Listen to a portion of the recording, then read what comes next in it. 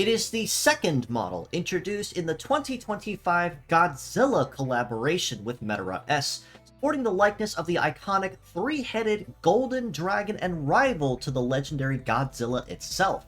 It is GZL01, Trinity Ghidorah, with a kit of Short Beam, Hyper Thunder Shot, Thunder Beam, Float Legs, and the leg ability of Follow Up, which grants a boost to the heat stat when targeting an opponent that can't dodge.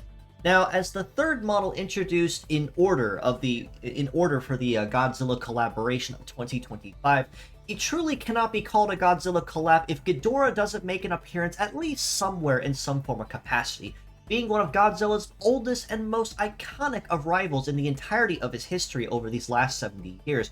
And sporting a very powerful thunder-based kit only ties even more so to the golden might that is the power of the legendary Ghidorah. Short Beam on the head part is a shooting attribute skill with an optic attribute tied to it, which has a rather interesting damage caveat to it.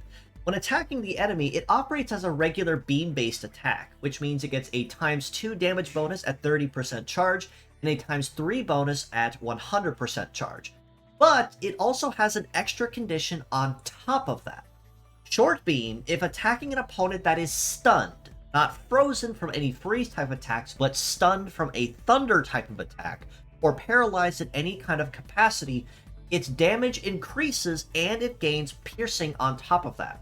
So while normal beam attacks really may hit hard with CG reliance, but not have any kind of piercing or carryover, this immediately fixes that weakness very, very easily, and means that Trinity Ghidorah can lay waste to just about any enemy in its way with a quick stun and punish hit based on what it has on the table. Hyper Thunder Shot on the right arm is a negative ailment type skill that upon attacking the target will stun the enemy and also render them in a no dodge state. This means that while shielders may still be able to intercept enemy attacks when they're on the line, this does mean that while they're stunned, it will buy you a few precious moments of time to regroup, but also guarantee that the next hit that lands, as long as they're still stunned, is guaranteed to land no matter what.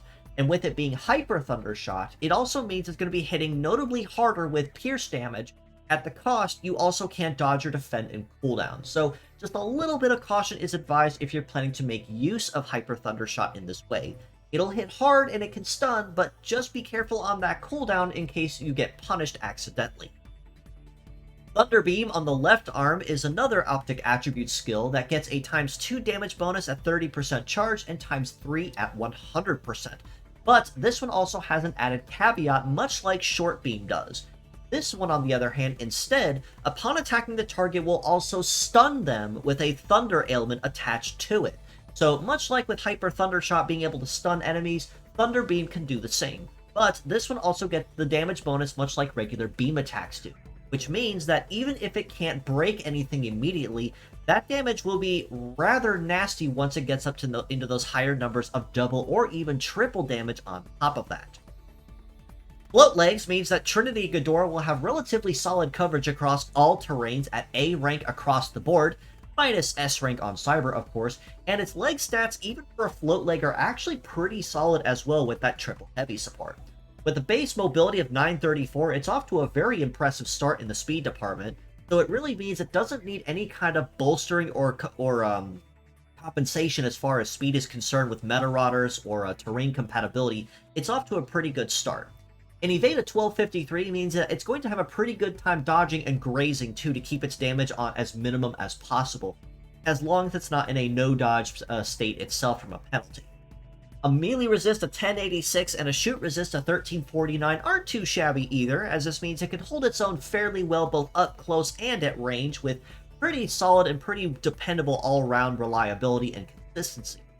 As far as armor is concerned, Trinity Ghidorah is pretty chunky as well, with a head armor of 4259, arms at 4079 each, and legs also at 4079, means that it's going to have a pretty healthy HP pool of just over 12k, broaching 13 or possibly even closer to 14 as well. And with that very solid damage reduction, it does mean it's going to have a pretty good time keeping that damage minimum, as long as it's not a stray crit or something that catches it in a no dodge or no defense state.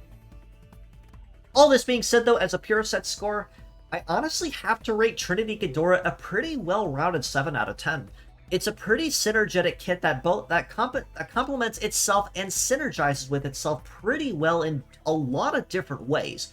Even though Short Beam and Thunder Beam do also end up being CG reliant for a lot of their damage bonuses, it does also mean that the Thunder Ailment and the Thunder Punish between the two of them is something that you can use pretty much right from the start and actually get a bonus perk from the CG reliance and not actually have to rely on it, such as, say, with Laser or even Beam or Hyper Beam in general. Short Beam and Thunder Beam is something you can use right from turn 1 without any real requirement. And Hyper Thundershot as an additional way to stun enemies on the field, even though it might be redundant as far as Hyper Thundershot and Thunder Beam. Say, for instance, if one arm gets broken, you can still use the other one pretty reliably. And Follow-Up means that if it's attacking an enemy that has been stunned, it actually goes just a little bit faster with some extra boost to its speeding. So it can punish them a whole lot faster and a whole lot easier as long as it can stun the enemy first and cool down. So it is also worth noting that as a couple notable weaknesses, having two different kinds of beam attacks means that it can be negated by anyone that is using Optic Guard, and anyone that uses Stat Cleanse will also basically negate the entire reason Trinity Ghidorah is on the field to begin with. Additionally, being triple heavy means that it's also susceptible to anyone that is using Heavy Punish. So gravity attacks such as Break, Break Hammer, Hyper Break, or Break Rush are things you're going to have to be careful of when using Trinity Ghidorah. As mixed parts, I do have to rate him equally at a 7 out of 10 as well for these same reasons. Follow-Up is honestly a pretty solid ability you can use just about anywhere, and it doesn't require the enemy to be stunned. It only requires them to be in a no-dodge state, which is very, very easy to count on with a lot of cooldown penalties in general. And Short Beam and Thunder Beam obviously work very well together, but Hyper Thundershot also is extremely synergetic basically anywhere you choose to use it. So the bottom line ultimately is, if you choose to use Trinity Ghidorah either as 3 heads or as 1, it's going to guarantee that it's going to stop the enemy in their tracks and punish them for standing in awe of its glorious golden majesty.